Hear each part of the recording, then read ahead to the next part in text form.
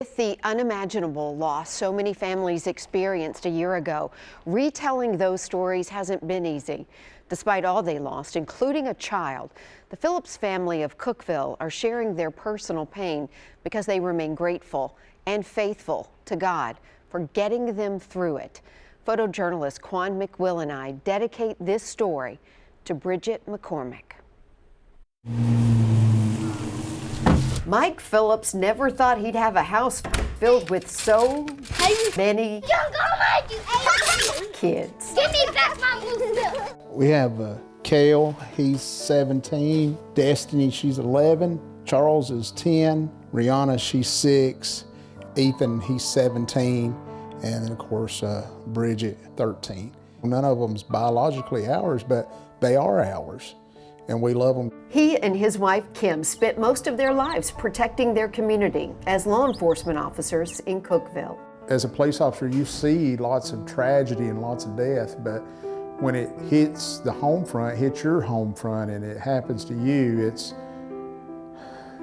1 year after an EF4 tornado destroyed their home, it's still a struggle to comprehend their loss after that night of March 3rd, 2020.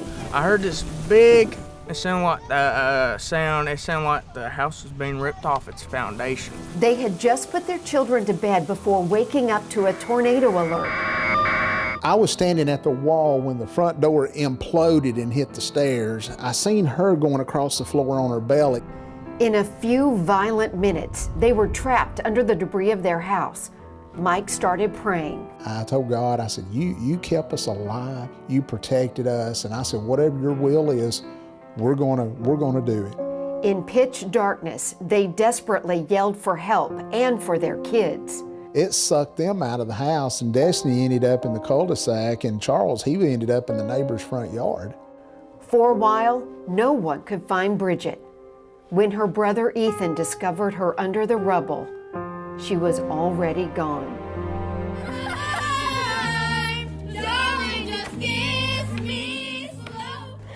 She loved to sing. She was in choir. They've always seen Bridget as one of their own. That was Bridget all the time right there. And so to honor Bridget, they are building a new house with room for even more foster children. I think it's our call, and I think it's what God wants us to do.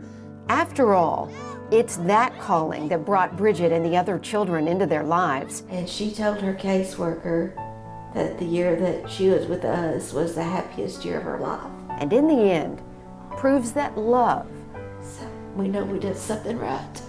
the stronger force of nature, will prevail. That is for you, Bridget. They are currently living in a rental, but they hope to move into a new home this month.